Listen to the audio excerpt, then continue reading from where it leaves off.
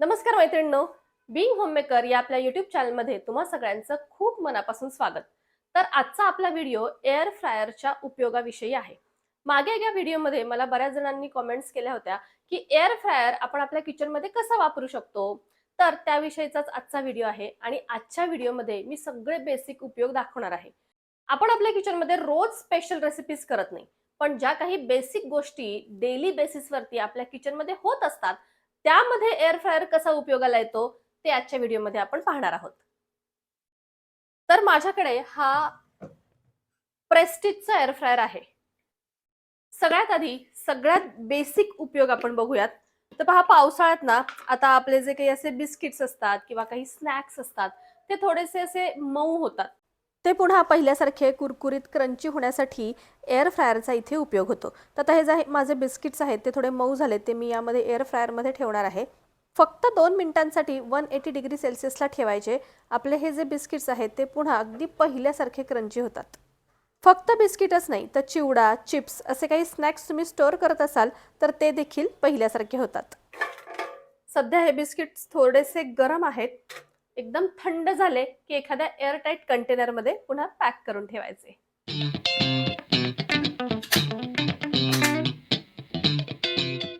कांदा डायरेक्ट चिरून जर स्टोअर केला तर त्याचा वास येतो. त्याऐवजी तो जर एअर फ्राय करून छान क्रंची केला आणि मग डब्यामध्ये साठवून ठेवला ना तर तो पुढे अगदी कितीही दिवस टिकतो. 4-5 कांदे मी असे इथे उभे चिरून घेतलेले आहेत आणि त्यावरती थोडंसं तेल लावले. आता हा कट केलेला कांदा डायरेक्ट या एअर फ्रायरच्या बास्केटमध्ये स्प्रेड करायचा. कांदा जर एकसारखा कट केलेला असेल ना तर तो इव्हनली एअर फ्राय होतो. अदरवाईज थोडासा कमी जास्त होतो. माझं तसंच झालं. माझा थोडासा कमी जास्त कट केला गेला त्यामुळे काही कांदा थोडासा जास्त फ्राय झालेला आहे. बट इट्स ओके, तो करपलेला नाही आहे. मस्त असा क्रंची झालेला आहे.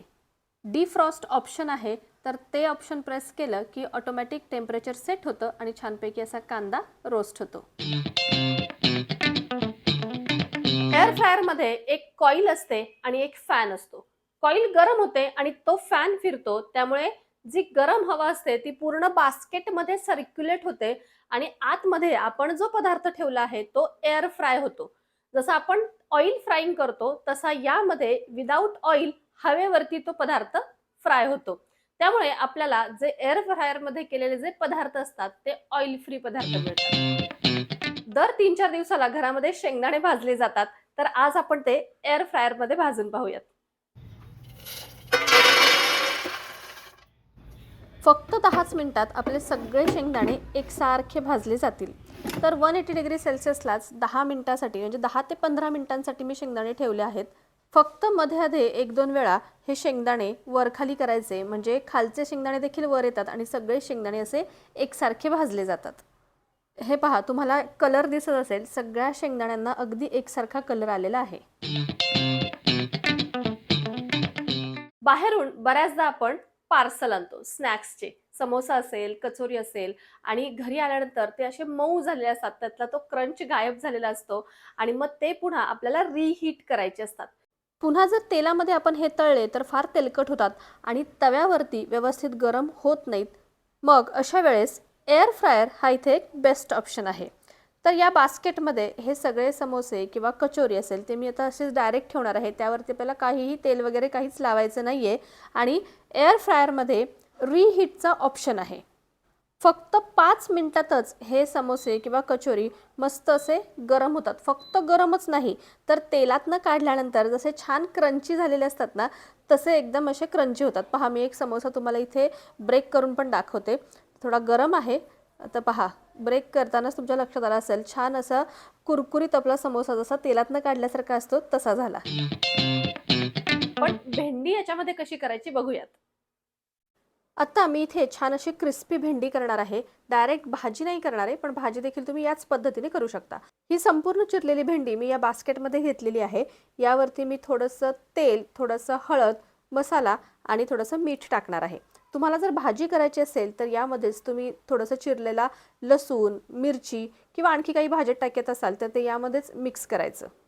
व्यवस्थित सगळा मसाला असा मिक्स केल्यानंतर हे बास्केट इन्सर्ट करायचं आणि 180 डिग्री सेल्सिअसला 5 मिनिटासाठी मी फक्त ही भेंडी क्रिस्प करणार आहे. भाजी करायची असेल तर थोडंसं टेम्परेचर कमी ठेवा आणि टायमिंग वाढवा, म्हणजे छान ती शिजेल. तर पहा, मस्त अशी तोंडी लावण्यासाठी कुरकुरीत भेंडी तयार झाली. पावसाळ्यात भाजलेलं किंवा उकडलेलं गरमागरम कणीस खायला आपल्याला सगळ्यांनाच आवडतं. पण गॅसवरती ते इव्हनली भाजता येत नाही. तर त्यापेक्षा एअर फ्रायरमध्ये जर आपण भाजलं ना, तर एकदम एकसारखं कणीस भाजलं जातं. तर पहा, मी तुम्हाला इथे काढूनही दाखवते. फक्त 7 मिनिटात माझं हे कणीस तयार आहे आणि कुठेही डाग पडलेला नाहीये, एकसारखं भाजलं गेलंय. आधीच लिंबू मसाला लावून मग भाजलं तरीही चालेल, पण मी भाजल्यानंतर याला लिंबू आणि थोडंसं मीठ लावलेलं आहे.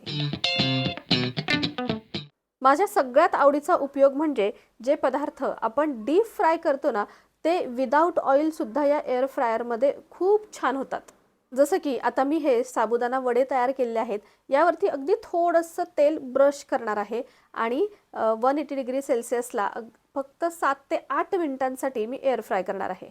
हे पहा, अगदी छान क्रिस्पी वडे आपले तयार आहेत. नेहमी तळल्यानंतर कलर येतो ना, अगदीच सेम तसाच कलर याला आलेला आहे. फक्त मध्ये एकदा मी हे असे उलटून ठेवले होते, म्हणजे खालची बाजूसुद्धा व्यवस्थित फ्राय झाली. आता याच पद्धतीने कटलेट, बालुशाही हे देखील तुम्ही अगदी विदाऊट तेल फ्राय करू शकता आणि अगदी चवीने सुंदर लागतं. यूट्यूबवर बऱ्याचशा व्हिडिओजमध्ये एअर फ्रायरमध्ये पुरी देखील बनवलेली दाखवतात. तर खरं तर मी अजून बनवलेली नाहीये, पण आता मी यामध्ये पुरी देखील बनवून बघणार आहे. खरंच ती तशी व्यवस्थित यूट्यूबवरती दाखवतात तशी फुगते का? तर बघूयात. पुरी लाटल्यानंतर आधी ती बॉईल करून घ्यायची आपल्याला. तर मी पहा, एक छोटीशी पुरी लाटलेली आहे आणि ती बॉईल करणार आहे. बॉईल कधीपर्यंत करायची, की ती पाण्यावर तरंगेल इथपर्यंत ती बॉईल करायची. बॉईल केल्यानंतर बाहेर काढून थोडीशी थंड होऊ द्यायची आणि पहा, आता थंड झालेली ही पुरी मी बास्केटमध्ये ठेवलेली आहे. 2 ते 3 मिनिटांसाठी 160 डिग्री सेल्सिअसला मी ही एअर फ्राय करून घेतली. तर जे वरचा जो त्याचा पोर्शन आहे तो छान फ्राय झालेला आहे. पहा, कलरही छान आला आहे.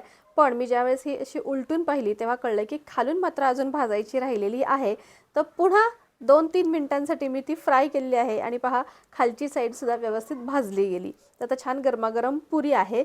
तर आता थंड झाल्यावर सुद्धा दाखवते तुम्हाला. तर छान पुरी आपली फुगलेली आहे आणि दोन्हीकडून एकसारखा कलर आलेला आहे. मोडून सुद्धा दाखवते मी तुम्हाला. तर पहा, अगदी तेलामध्ये तळतात तशी नाही झालेली, पण ठीक आहे. आपण जशी फुलके वगैरे गॅसवरती भाजतो ना, त्या पद्धतीने त्याला थोडंसं असं स्ट्रक्चर आलेलं आहे. आणि आता सगळ्यात शेवटचा पण गरजेचा उपयोग म्हणजे बेकिंग. केक पहा, आता आपण बऱ्यापैकी घरामध्ये बनवतो. आपल्या मुलांना खायला तो आवडतो. मग विकत आणण्यापेक्षा आजकाल बऱ्याच घरांमध्ये केक बनवला जातो. तर असा छोटासा एअर फ्रायर आपल्याकडे असेल ना, तर अगदी झटपट केक तयार होतो. तर पहा, एअर फ्रायरमध्ये 25 मिनिटात हा केक छान तयार झाला. रवा केक मी बनवलेला आहे. रेसिपी तुम्हाला कोणत्याही रेसिपी चॅनलवरती मिळेल. तर मैत्रिणींनो, आजच्या व्हिडिओमध्ये आपण खूप सारे बेसिक उपयोग एअर फ्रायरचे पाहिले. यापेक्षाही बऱ्याच वेगवेगळ्या पद्धतीने आपण एअर फ्रायर वापरू शकतो. तर तुम्हाला या एअर फ्रायरमध्ये कोणती रेसिपी जर स्पेशल पाहायची असेल तर मला जरूर कॉमेंट करा आणि आजचा व्हिडिओ तुम्हाला कसा वाटला ते देखील सांगा. आवडला असेल तर लाईक करा, शेअर करा आणि चॅनलवर नवीन असाल तर सबस्क्राईब देखील करा. भेटू आपण पुन्हा एकदा अशाच नवीनच्या व्हिडिओमध्ये. तोपर्यंत बाय बाय.